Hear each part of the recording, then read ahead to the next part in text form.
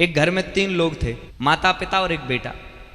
तीनों ने भगवान की तपस्या की, भगवान खुश हो गए, मांग लो क्या चाहिए। तीनों लोग एक एक वरदान मांगो। अब देखना जरा, पहली बारी आई तो माता ने कहा, प्रभु बुढ़ापा आ गया है, अब बुढ़ापा झिलता नहीं है, अगर आप देना ही चाहते हो तो हमें ऐसा वरदान दो कि हम अभी अभी 16 वर्ष की कन्या बन जाएं। भगवान ने आशीर्वाद दे दिया। वो बूढ़ी मैया 16 वर्ष की कन्या।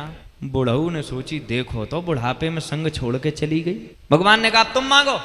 तो इन्होंने कहा मांगे, हाँ हमें और तो कुछ नहीं चाहिए, लेकिन जे हमें संग छोड़ के गई तो जाए बकरिया बना दे।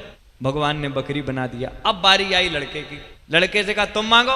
उसने कहा हम क्या मांगे, हे भगवान बताओ, देखो आपस ही में लड़े मर रहे। उसने कहा प्रभु हमें कुछ न दो, हमारी अम्मा जैसी थी वैसी बना दो। अब आप विचार करके देखो, तीनों को 3 वरदान मिले लेकिन कुछ बन पाए? मांगना नहीं आए तो क्या अर्थ है?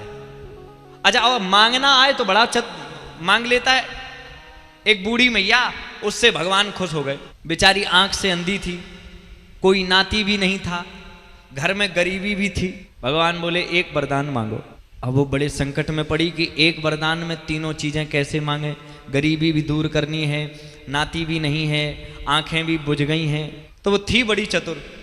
उसने कहा प्रभु अब आप कहते हो एक ही वरदान, तो हम एक ही मांगेंगे, तुम मांगो। तो एक वरदान मांगा। क्या मांगा?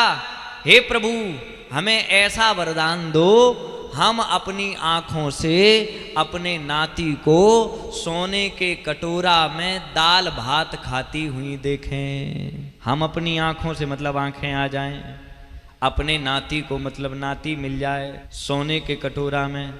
तो कहा हमारे तुम्हारे पास होगा सोने का कटोरा? बड़े लोगों के पास।